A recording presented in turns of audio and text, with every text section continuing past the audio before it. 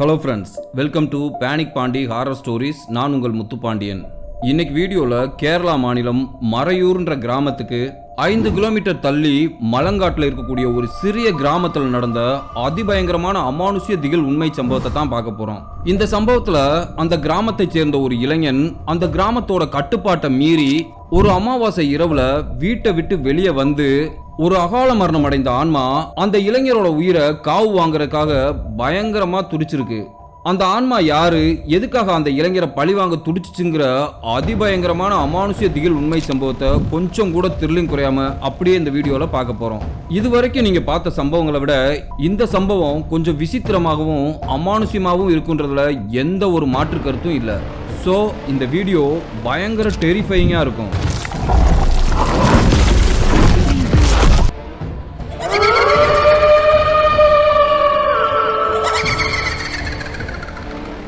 வீடியோக்குள்ளே போகிறதுக்கு முன்னாடி உங்கள் டைம் 2 செகண்ட்ஸ் ஸ்பெண்ட் பண்ணி இந்த வீடியோக்கு ஒரு லைக் பண்ணிவிட்டு ஏதாவது கருத்துக்கள் தெரிவிக்கணும்னா மறக்காமல் கீழே கமெண்ட் பாக்ஸில் கமெண்ட் பண்ணுங்கள். மேலும் நம்ம சேனலை சப்ஸ்கிரைப் பண்ணி சப்போர்ட் பண்ணுங்கள். சரி, வாங்க வீடியோக்குள்ளே போகலாம்.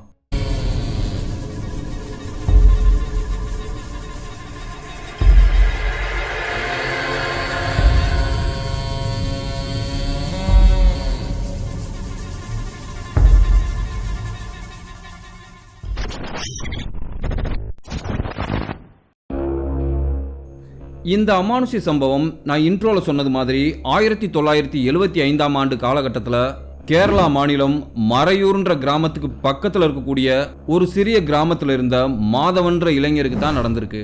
இந்த சம்பவத்தை சென்னையில் வசிக்கக்கூடிய பிரபுன்ற நம்ம சப்ஸ்கிரைபர் தான் நமக்கு ஷேர் பண்ணியிருக்காரு. இந்த பிரபுவோட குடும்பம் ஒரு காலத்தில் கேரளாவில் தான் வசிச்சிருக்காங்க. பிறகு தொழில் காரணமா சென்னையில் வந்து குடியேறி சென்னை வாசியாவே மாறிட்டாங்க. இந்த பிரபு பிறக்கிறதுக்கு முன்னாடி அவரோட அப்பா அந்த கிராமத்துல தான் இருந்தாராம். அவர் தான் இந்த சம்பவத்தை பிரபுவுக்கே சொல்லியிருக்காரு. அந்த காலத்துல அந்த கிராமத்துல 100 வீடுகள் தான் இருந்திருக்கு. அந்த கிராமத்தை சேர்ந்தவங்க எல்லாருமே பக்கத்து ஊர்களுக்கு போய் தோட்ட வேலை பார்த்துட்டு வந்திருக்காங்க. அதே கிராமத்துல முனிரான்ற ஒரு பெண் இருந்திருக்காங்க. அந்த பெண்ணோட கணவரும் அந்த பெண்ணும் ஈயம் பூசுற வேலை பார்த்துருக்காங்க. அதாவது அந்த காலகட்டங்களெல்லாம் ஈய பாத்திரங்கள் தான் பயன்படுத்தியிருக்காங்க. அந்த பாத்திரங்கள் ஓட்டை ஆயிடுச்சுன்னா அதை அடைக்கக்கூடிய வேலை செஞ்சுட்டு வந்திருக்காங்க. இந்த முனிராவோட கணவர் உடல் ஊனமுற்றவர். அவரால் எழுந்து நடக்க கூட முடியாது. அவங்க 2 பேத்துக்கும் ஒரு வயதுல ஒரு பெண் குழந்தை ஒன்று இருந்திருக்கு. அவங்களுக்குன்னு ஒரு வீடு கூட கிடையாது. ஊருக்கு எல்லையில் இருக்க நாடக மேடைக்கு பக்கத்துல சின்னதா குடிசை போட்டு வாழ்ந்திருக்காங்க. அவங்களுக்கு இந்த ஈயம் பூசுற தொழில பெருசா ஒன்றும் வருமானம் கிடையாது. அது போக மற்ற நேரங்கள்ல முனிரா ஊசி பாசின்னு ஊருக்குள்ள வித்துட்டு வந்திருக்காங்க. சில நேரங்கள்ல வேலைகள் இல்லாத நேரத்துல அந்த ஊர்ல இருக்க வசதியானவங்க சாப்பாடு மீந்து போச்சுன்னா அதை இவங்களுக்கு கொடுத்துட்டு வந்திருக்காங்க. அதையும் வாங்கி சாப்பிட்டுட்டு தான் இவங்க வாழ்க்கையை நடத்திட்டு வந்திருக்காங்க. இந்த முனிராவோட குடிசைக்கு பக்கத்துல கொஞ்சம் தூரம் தள்ளி சுடுகாடு ஒன்று இருந்திருக்கு. அந்த சுடுகாட்டுக்கு பக்கத்துல ஒரு கல்லுக்கடை ஒன்று இருந்திருக்கு. சுத்து வட்டாரத்தில் இருக்க ஆண்கள் எல்லாம் அந்த கல்லுக்கடைக்கு வந்து கல்லு குடிக்கிறது வழக்கம். இந்த மாதிரி 4 வீட்டில் வாங்கி சாப்பிட்டுட்டு வந்தாலும் அவங்களோட வாழ்க்கை ரொம்பவே சந்தோஷமா தான் போய்கிட்டு இருந்துச்சு. அந்த நேரத்துல தான் ஒரு அமாவாசை அன்று இரவு சரியான மழை பெஞ்சுக்கிட்டு இருக்கு. முனிராவோட வீட்டில் சாப்பிட்றதுக்கு எதுவுமே இல்லை. அது ஒரு மழைக்காலம்ன்றனால வருமானத்துக்கே வழி இல்லாம இருந்திருக்கு. முனிராவோட குழந்தையோ பசியில அழுதுகிட்டு இருந்திருக்கு. இப்போ முனிரா அவங்க கணவர்கிட்ட என்ன சொல்றாங்கன்னா, என்னங்க, மழை லேசா வெறிச்சதும் நான் போய் அந்த பெரிய வீட்டுக்காரங்கிட்ட சாப்பாடு வாங்கிட்டு வரேங்கன்னு சொல்லியிருக்காங்க. அவரும் சரிம்மா, சீக்கிரம் வாங்கிட்டு வந்து கொடு, நம்ம குழந்தை ரொம்ப நேரமா பசியில அழுதுகிட்டு இருக்கு அப்படின்னு சொல்லியிருக்காரு. அந்த மொத்த குடும்பமும் மழை நிக்கிறதுக்காக பசியோட வெயிட் பண்ணிக்கிட்டு இருக்காங்க. இப்போ மழை லேசா வெறிச்சதும் முனிரா தன் கணவர்கிட்ட சொல்லிட்டு நான் போய் சாப்பாடு வாங்கிட்டு வந்துடுறேங்கன்னு சொல்லிட்டு குழந்தைய கையில எடுத்துட்டு கிளம்பிடுறாங்க. இப்போ நேரம் இரவு 9 மணியே நெருங்கிக்கிட்டு இருந்துச்சு. கிராமங்கள்ல தோட்ட வேலைக்கு போறவங்க இரவு 7 மணிக்கெல்லாம் சாப்பிட்டுட்டு தூங்கிடுவாங்க. அதிகாலை 4 மணிக்கெல்லாம் எழுந்து சமையல் பண்ணிட்டு 5 மணிக்கு அதை எடுத்துக்கிட்டு வேலைக்கு போறது வழக்கம். அப்படித்தான் அன்று இரவும் ஊரே அமைதியா இருந்திருக்கு. எல்லாரும் தூங்கிக்கிட்டு இருக்காங்க. அப்படி இரவு 9 மணிக்கே அந்த ஊரே பயங்கர நிசப்தமா இருந்திருக்கு. முனிரா தன்னோட குழந்தைய இடுப்புல உட்கார வச்சுக்கிட்டு ஊருக்குள்ள நடந்து போயிருக்காங்க. அந்த நேரத்துல கல்லுக்கடையில பக்கத்து ஊரை சேர்ந்த 4 வாலிபர்கள் கல்லு குடிச்சுக்கிட்டு இருந்திருக்காங்க. முனிரா தன்னோட குழந்தையோட அந்த பக்கம் போறத பார்த்த அந்த இளைஞர்கள், யார் அந்த பொண்ணு, நல்லா அழகா இருக்காளேடா, கையில குழந்தை வேற வச்சிருக்கா, போய் பேசி பார்க்கலாமா அப்படின்னு ஒருத்தருக்கு ஒருத்தர் பேசியிருக்காங்க. இப்போ முனிரா அந்த கல்லுக்கடையை தாண்டி அந்த ஊருக்குள்ள இருக்க பெரிய வீட்டுக்காரங்க வாசல்ல போய் நின்னு, அம்மா தாயே சாப்பாடு போடுங்கன்னு சொல்லி கதவை தட்டி கூப்பிட்டுருக்காங்க. அவங்களும் எழுந்து வந்து அவங்க வீட்டில் இருந்த மீந்து போன சாப்பாடு குழம்பு இதெல்லாம் முனிராவுக்கு கொடுத்துருக்காங்க. முனிரா அப்படி அந்த சாப்பாடு குழம்பெல்லாம் வாங்கிட்டு வேக வேகமா அவங்க குடிசையை நோக்கி வந்துகிட்டு இருந்திருக்காங்க. அப்போ முனிரா மனசுல என்ன நினைச்சாங்கன்னா, நல்ல வேளை சாப்பாடு இன்னைக்கு எப்படியோ கிடைச்சிருச்சு, பாவம் நம்ம கணவரும் காலையில இருந்து சாப்பிடாம பசியோட இருப்பாரு, போய் அவரை சாப்பிட வச்சுட்டு அடுத்து நம்ம சாப்பிடணும்னு மனசுக்குள்ளே நினைச்சிட்டு ஊருக்குள்ள இருந்து வெளியே வந்திருக்காங்க. சரியா அந்த கல்லுக்கடை பக்கம் நடந்து வரும்போது அந்த இளைஞர்கள் முனிராவை பார்த்துடுறாங்க. ஆல்ரெடி போதை தலைக்கேறி இருந்த அந்த இளைஞர்கள் முனிராவை பார்த்துட்டு முனிரா பின்னாடியே வந்திருக்காங்க. அதுல ஒருத்தன் முனிராவுக்கு பக்கத்துல வந்து, என்ன போலாமா, என்ன ரேட்டு அப்படின்னு கேட்டிருக்கான். அதுக்கு முனிரா காரி துப்பிட்டு, அதுக்கு வேற மாதிரி பொம்பளைய போய் பாருடா, பசிக்கு சோறு இல்லைனாலும் பிச்சை எடுத்து கூட சாப்பிடுவோமே தவிர உடம்ப வித்து ஒரு நாளும் சாப்பிட மாட்டோம்னு சொல்லிட்டு அங்கிருந்து வேக வேகமா நடக்க ஆரம்பிக்கிறாங்க. முனிரா அந்த மாதிரி சொன்னதும் அவங்க 4 பேருக்கும் சரியான கோபம். ஒரு பிச்சைக்காரிக்கு இவ்வளவு திமிரா, அவளை போய் தூக்குங்கடா, வர்றத பாத்துக்கலாம் அப்படின்னு சொல்லிட்டு வேகமா முனிராவை துரத்தி இருக்காங்க. அதுல ஒருத்தன் முனிராவோட கைய பிடிச்சு இழுத்திருக்கான். அவன் அப்படி இழுத்ததும் முனிரா பயங்கரமா சத்தம் போட்டு கத்தி இருக்காங்க. அது ஊர்ல இருந்து கொஞ்சம் தள்ளி இருக்கிற பகுதின்றனால முனிரா கத்துறது யாருக்குமே கேட்காது. இப்போ முனிரா மனசுல தைரியத்தை வரவழைச்சிட்டு, டே நாய்களா போறீங்களா, என் கணவரை கூப்பிடவாடா, அவர் பக்கத்துல தாண்டா இருக்காரு அப்படின்னு சொல்லியிருக்காங்க. அவங்க அப்படி கத்திக்கிட்டு இருக்கும் போதே அதுல ஒருத்தன் முனிராவோட வாயை பொத்திட்டு அவங்கள குண்டு கட்டா தூக்கி இருக்கான். இன்னொருத்தன் கையில வச்சிருந்த குழந்தைய புடுங்கி இருக்கான். குழந்தை வீர்னு அழுதுருக்கு. முனிராவோட வாய்க்குள்ள அவங்களோட சேலையை திணிச்சு கத்த விடாம வாயை பொத்தி இருக்காங்க. வாயை பொத்திட்டு முனிராவை பக்கத்துல இருந்த புதருக்கு தூக்கிட்டு போயிருக்காங்க. இந்த 4 இளைஞர்களும் முனிராவை மாறி மாறி நாசம் பண்ணியிருக்காங்க. குழந்தைய ஒருத்தன் ரொம்ப நேரமா வாயை பொத்தி இருக்கான். குழந்தை மூச்சு திணறி இறந்து போயிருது. அதை பார்த்த முனிரா குழந்தைக்கு என்ன ஆச்சுன்னு தெரியலையேன்ட்டு அந்த 4 இளைஞர்களோட போராடி இருக்காங்க.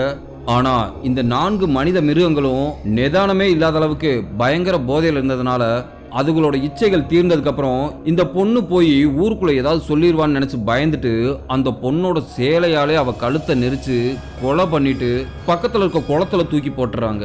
இங்க குடிசையில முனிராவோட கணவர் தன்னோட மனைவி போய் ரொம்ப நேரம் ஆச்சே, இன்னும் ஆளை காணமேன்னு பரிதவிச்சுக்கிட்டு இருந்திருக்காரு. இப்போ மழை வேற பெஞ்சுக்கிட்டு இருக்கு.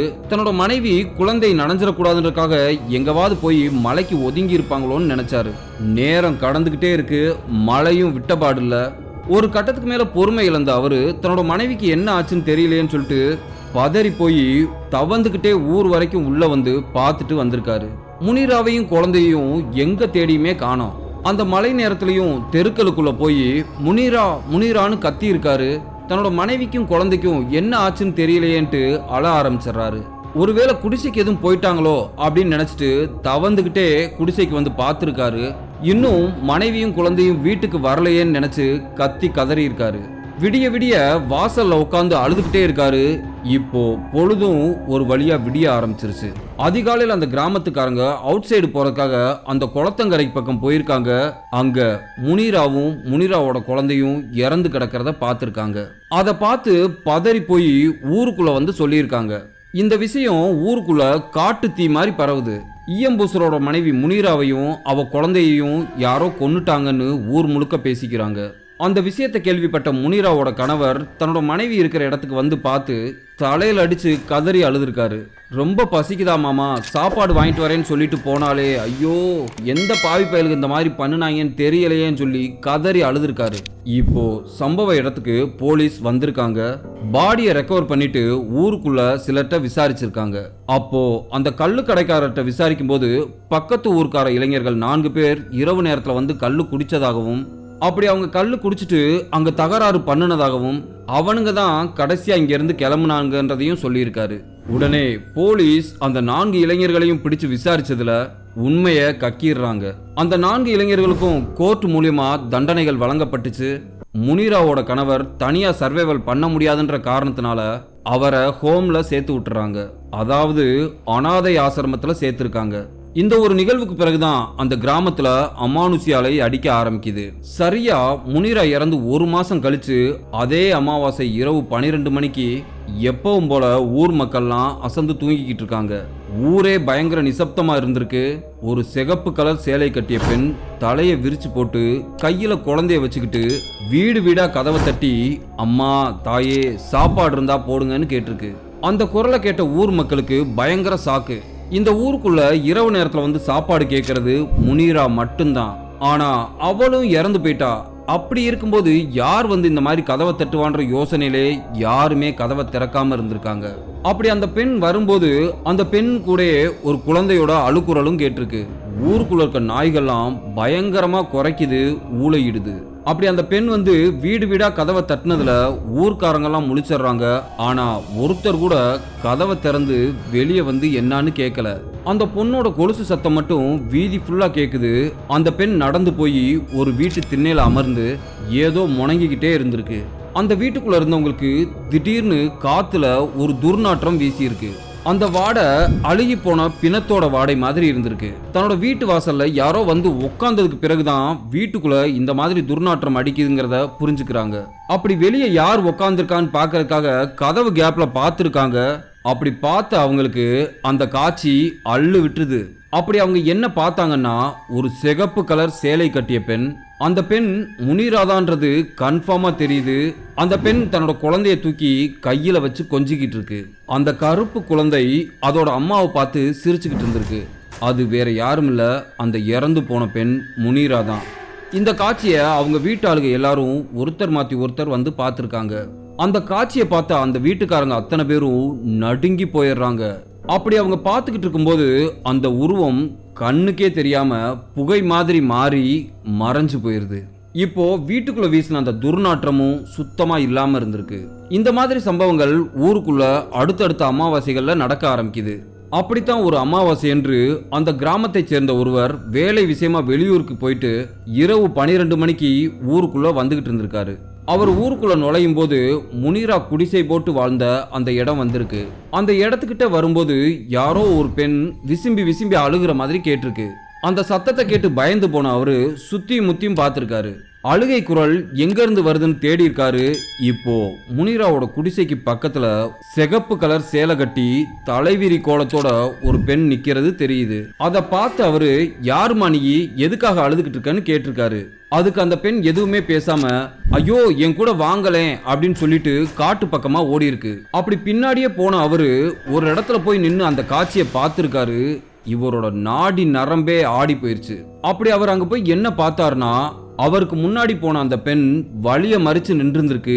அது கையில ஒரு குழந்தை ஒண்ணு இருந்திருக்கு. அதோட முகம் தீயில வெந்தது மாதிரி இரத்த காயங்களோட இருந்திருக்கு. இப்போ அந்த பெண்ணோட முகத்தை கூர்ந்து கவனிச்சு பாக்குறாரு. அது இறந்து போன முனிராவே தான். அந்த உருவத்தை பார்த்து பயந்து போய் திரும்பி ஓடுறதுக்கு முயற்சி பண்ணியிருக்காரு. அப்போ தென்னை மட்டையால அவரை ஓங்கி அடிச்ச மாதிரி இருந்திருக்கு. காத்து சூறாவளி காத்து மாதிரி பயங்கரமா அடிச்சிருக்கு. இப்போ இவர் ஒரு நிமிஷம் சுதாரிச்சுட்டு எப்படியாவது வீட்டுக்கு போயிடணும்னு சொல்லிட்டு ஓடுறதுக்கு முயற்சி பண்றாரு. அவரால் வேகமா ஓட முடியல. அந்த ஆன்மா ஆவேசமா கத்திக்கிட்டே இவர் பின்னாடியே விரட்டி வருது. அப்படி வேகமா ஓட முயற்சி செஞ்ச இவரு ஒரு கல்லு தட்டி கீழே விழுந்திருக்காரு. அப்படி விழுந்ததுல அவரோட கை கால்கள் முகமெல்லாம் காயமாயிருக்கு. உயிர் பயத்துல எழுந்திருச்சு வேகமா ஓட்டமும் நடைமா ஊருக்குள்ள ஓடி வந்திருக்காரு. பின்னாடியே அந்த ஆன்மா கொலுசு சத்தத்தோட விரட்டிக்கிட்டே வந்திருக்கு. ஒரு வழியா வீட்டுக்கிட்ட வந்து வீட்டு கதவை தட்டி இருக்காரு. அவர் மனைவி கதவை திறந்து பார்த்துட்டு அவர் அந்த கோலத்துல இருக்கிறத பார்த்து அதிர்ந்து போயிடுறாங்க. அவரை பார்த்து, என்னங்க ஏன் என்னாச்சு, ஏன் இப்படி சட்டையெல்லாம் கிழிஞ்சு காயமாயி வந்திருக்கீங்க, யார் கூடயாவது சண்டை போட்டீங்களா, என்ன ஆச்சு சொல்லுங்கன்னு கேட்டிருக்காங்க. ஆனா அவருக்கு பதட்டத்துல வார்த்தையே வரல. அவரை சேர்ல உட்கார வச்சு அவருக்கு தண்ணி குடிக்கிறதுக்கு கொடுத்துருக்காங்க. தண்ணி குடிச்சதுக்கு அப்புறம் தான் அவரால் பேசவே முடிஞ்சிருக்கு. இப்போ அவர் தன்னோட மனைவி கிட்ட, ஏமா அந்த இறந்து போன பெண் முனிராவோட ஆன்மா என்னை கொல்றதுக்காக கொலைவெறியோட துரத்திக்கிட்டு வந்துச்சுமா, நான் உயிர் பிழைச்சு வந்ததே பெரிய விஷயம்னு சொல்லியிருக்காரு. அவர் சொன்ன விஷயத்தை கேட்ட அவங்க மனைவி அதிர்ச்சி அடைஞ்சிடறாங்க. இனிமே எக்காரணத்தை கொண்டும் அமாவாசைகள்ல வெளியே போகாதீங்கன்னு சொல்லியிருக்காங்க. இது மாதிரி ஊருக்குள்ள அடுத்தடுத்த அமாவாசைகள்ல நிறைய மர்மங்கள் நடக்குது. அப்படி அந்த அமாவாசை இரவுல வெளியே வர்ற ஆண்கள் மர்மமான முறையில இறந்து போயிடுறாங்க. சிலர் எங்க போனாங்கன்னே தெரியாத அளவுக்கு காணாம போயிடுறாங்க. அந்த ஊர் போலீஸ் ஸ்டேஷன்ல இவங்க ஊருக்குள்ள இருந்து காணாம போனவங்க லிஸ்ட் 15 பேரை தாண்டி இருந்துச்சு. இந்த தொடர் சம்பவங்களால ஊர்க்காரங்கெல்லாம் பேசி என்ன முடிவு பண்றாங்கன்னா, அப்படி அவங்க என்ன பேசி முடிவு எடுக்கிறாங்கன்னா, அமாவாசை அன்று பகல்ல தண்டோரா போடுறவங்களை கூப்பிட்டு இன்று இரவு ஆண்கள் யாரும் வெளியே வரக்கூடாதுன்னு சொல்லி தண்டோரா போடுறாங்க. அப்படி வெளியே வரக்கூடாதுன்றத கடைபிடிக்கவும் ஆரம்பிச்சாங்க. அதனால ஊருக்குள்ள பெரிய உயிரிழப்புகள் எதுவும் நடக்காம இருந்திருக்கு. ஆனாலும் அமாவாசை இரவுல முனிராவோட நடமாட்டம் ஊருக்குள்ள இருப்பதாகவும் சில வீட்டு கதவுகளை அது தட்டுறதாகவும் சொல்லப்பட்டுக்கிட்டு தான் இருந்துச்சு.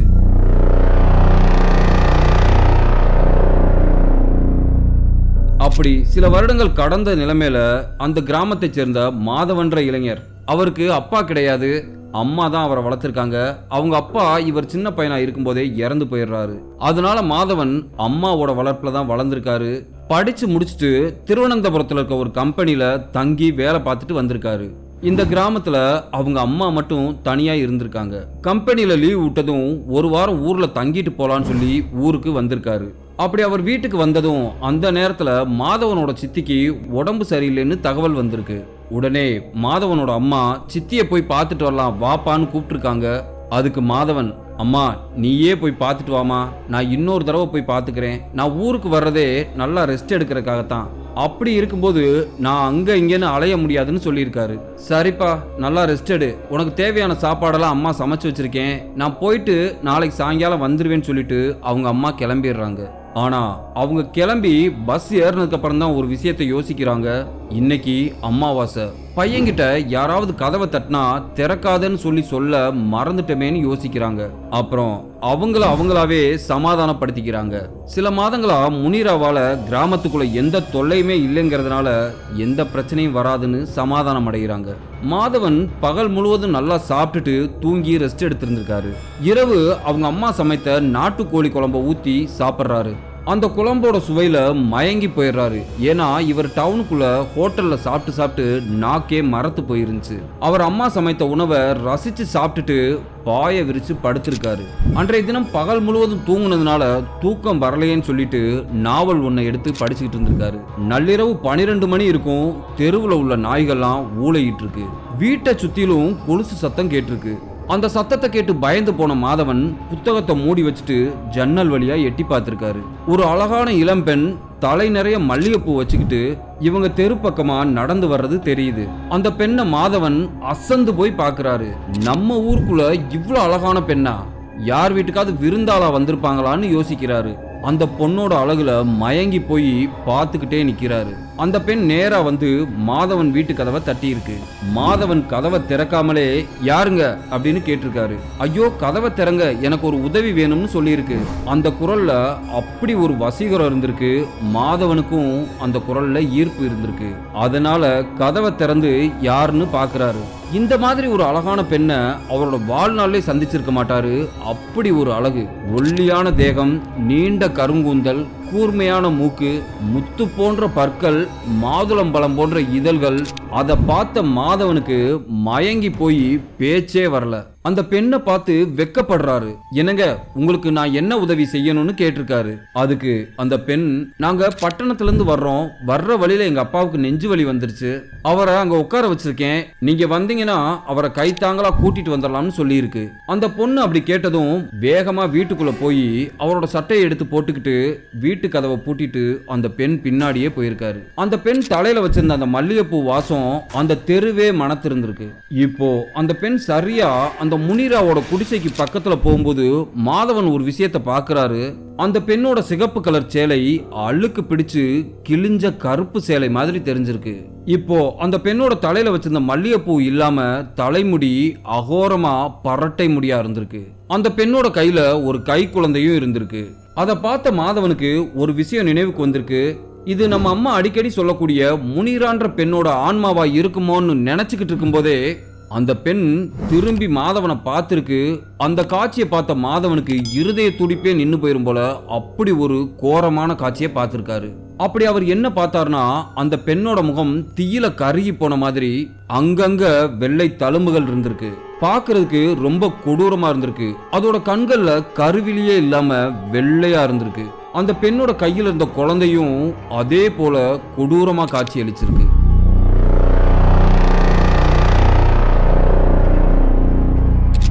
இப்போ அந்த 2 ஆன்மாவும் பயங்கரமா சிரிச்சிருக்கு.